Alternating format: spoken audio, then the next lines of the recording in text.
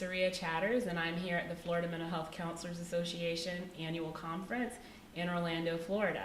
At the conference this year, I'll be presenting with Dr. Carlos Zalakit from the University of South Florida on the transition from the DSM-4TR to the DSM-5 in the personality category, personality disorders category, and also in the mood disorders category. I'm very excited to be here to be presenting on diagnosis today and also the diagnostic process, because diagnosis is extremely important to our field as mental health counselors. Although I am not advocating and indicating that all of us should move toward a medical model, diagnosis is important for several reasons. Firstly, ACA and AMCA, the American Mental Health Counselors Association, both indicate as a primary definition of mental health counselors that one of our duties is to diagnose and treat mental illnesses. In our ACA Code of Ethics, we need to understand how to diagnose and also how to treat in ethical manners and also utilizing evidence-based treatments.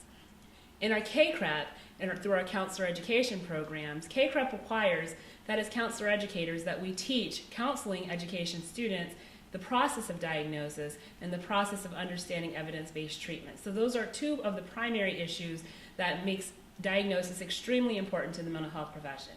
Finally, diagnosis a la DSM-5. Although the DSM-5 has been very controversial, diagnosis provides a common language between mental health professionals in order for us to communicate the type of treatment and exactly what we are treating our clients for. When a client has to transition from one mental health professional to another, it's very important that we are able to communicate exactly what we were treating them for. That is the common language that the DSM-5 provides for all of us as mental health professionals. In addition to that, it helps the mental health profession communicate with the insurance profession, because many of us in private practice, we want our clients to be able to accept insurance. In order for us to communicate to insurance companies what we are billing for, diagnosis helps to fulfill that role.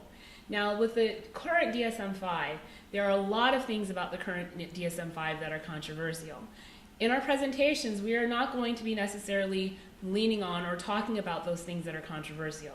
What we are going to be talking about is what mental health professionals need to know. What is different? What was in the DSM-4TR and is no longer in the DSM-5, or what is in the DSM-4TR that has pretty much remained the same. For instance, and I'll give you a good example for our presentation this year, the personality disorders category has primarily remained the same. There are many things that were in the DSM-4TR that are currently in the DSM-5. Earlier, we may have thought prior to the DSM-5 being released that there were going to be huge changes. There have not been so far. However, some of the things that have changed within the personality disorders are the diagnosis process, the way that we write our diagnosis. The 5-axis system from the DSM-4TR is gone. Now we are going to be using a system to where we provide diagnosis, we provide notations, and then we have to talk about what type of medical conditions the client may have, or using instruments like the World Health Organization diagnostic instrument. So we'll be talking about those things. In addition to that, the DSM-5 at the end has proposed an alternative model that looks at the dimensions of personality. So we're going to be talking about those dimensions of personalities and the traits that are listed under each dimension. So we'll be talking about how those changes may affect individuals if those changes come into play later on with the newer revision of the DSM-5.